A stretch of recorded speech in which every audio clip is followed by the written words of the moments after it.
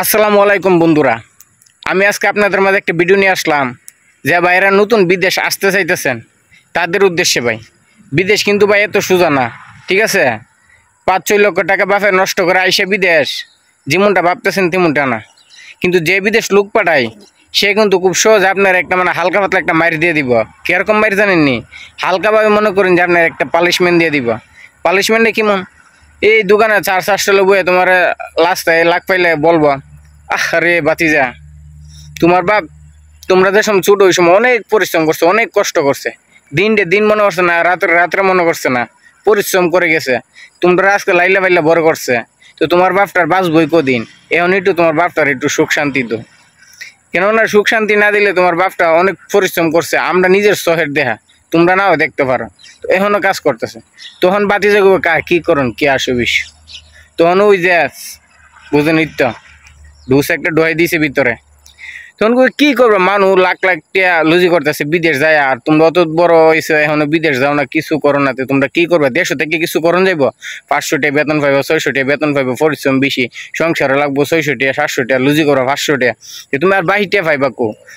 এরকম ভাবে মনে করেন যে মাথার ভিতরে একটা শয়তানি বুদ্ধি ডোহাই দিতেছে। তো হে কইব কি জানেন যে আমরা তো অতলা টিয়া নাই বিদেশ যাবো, আরে টিয়া নাই কিছু, ওই হিমুকে লাভের টিয়া দেয় লাহে, তোমার মনে করো যে 10,000 12,000, বিদেশ গেলেই তো মনে করো যে 15 দিনের কামাই, বুঝলি? তখন মনে করে যে কিছু জন নিজের তাহে, তখন বাতিজার ভিতরে ঢোহাই দেয় একটা শৈতানি বুদ্ধি। তখন বাতিজা গিয়ে মনে করো গরম দিয়ে করে জ্বালা যন্ত্রণা ডেক ডিস্কি মনে করে যা আছে সব বাইরে করে সমান করে সব বাইঙ্গলা। আর কাকা মনে করে ওই যে বলে যে ঢুকাই দিয়েছে ভিতরে একটা শৈতানি বুদ্ধি। তখন ডেক ডিস্কি বাইঙ্গলা হের জ্বালা যন্ত্রণা অত্যাচারে বাপে শুরু থেকে যা মেহনত করছিল, এখন এর অত্যাচারে মনে করে যে বাপে কইতেছে যে শেষ আমার জীবন। তোর বুদ্ধিটা দিছে কেডা? তখন না বুদ্ধি কেউ দিছে না, আবার বাতিজারা আবার চাষা কয়ে দেয়, কার নাম কয়ে না কইলাম, বুঝুনি? তো এই জিনিসটা আমি বলতে চাই, যদি মনে করেন যে এরকম কোনো চাষা বা বাতিজা যারা আছে তারা বুদ্ধি হইন না, যদি বিদেশে আসো জীবন ধ্বংস, একবারে নিকরা ধ্বংস, তুমি যার নামে যাইবা। বুঝতে পারছো?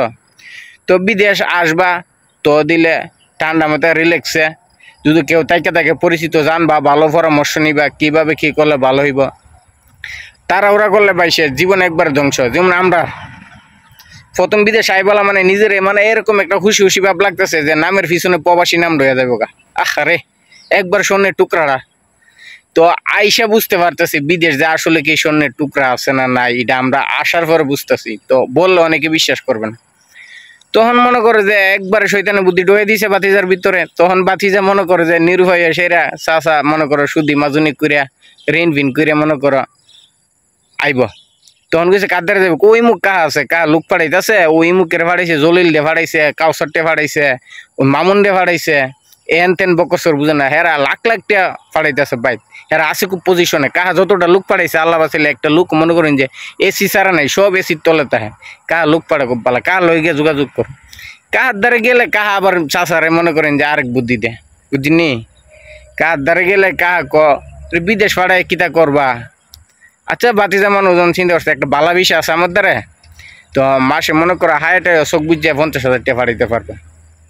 তুই বিষয়টা সবাই লাগে দিই না, হে বাতিজা যেহেতু তুমি আইসো, তুমি আমার ভাই, হে বাতিজা বিষয়টা এইসব বিষয় নিজের লোক ছাড়া দন জানা, বুঝিনি হিসাবটা।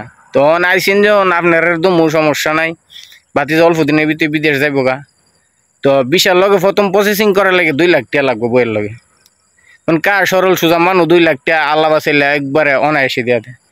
2 লাখ টাকা দেওয়ার পর আল্লাহ যদি বাঁচা 6 মাস, হের 2 লাখ টাকা দেয় 6 মাস মনে করেন যে ব্যবসা বাণিজ্য করে খাইলো। আর হের এমনি মনে করে লিনের বোঝা 150 মাস টাইম হের আদা মরা। তখন এর মধ্যে জিগাইলে কয় বিষা প্রসেসিং এর কাজ চলতেছে, এই সেই বকসর। তখন আরো 1 লাখ টাকা ইমার্জেন্সি লাগবে না, এটা ট্রাভেলসের মধ্যে কাজ করাইতাম।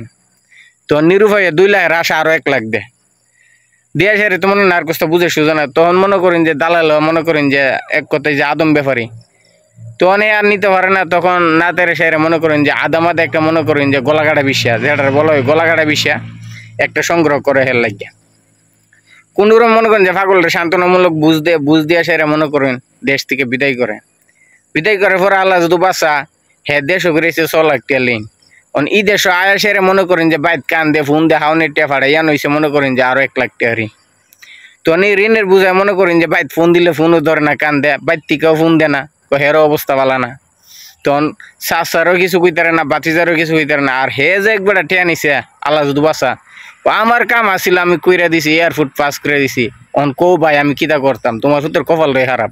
আসলে তুমি ছোট থেকে তোমার ফুতে একটা বড় করছো, ওখানে তুমি মেহনত করতেছো, আমরা দেখতেছি। আল্লাহ জানি কি রাখছে তোমার কপালটার মধ্যে, আল্লাহ মাবুদ ছাড়া কেউ জান। হের দোষটা মানে হে নিব না, বুঝিনি? হে মানে চাচার দোষ দিব, ভাইয়ের দোষ দিব, হের কান্দ হের দোষটা নিব না। তো যাক, আর কিছু বলে লাভ নাই। তো আপনারা যারা বিদেশ আসতে চান তারা অবশ্যই ভালো একটা রিক্রুটিং এজেন্সির মাধ্যমে আসবেন, ভালো মন্দ যাচাই করে আসবেন। এই রিক্রুটিং এজেন্সিটা কি মানে সরকারিভাবে RL লাইসেন্স প্রাপ্ত নাকি, এগুলার দিকে শুনে আসবেন।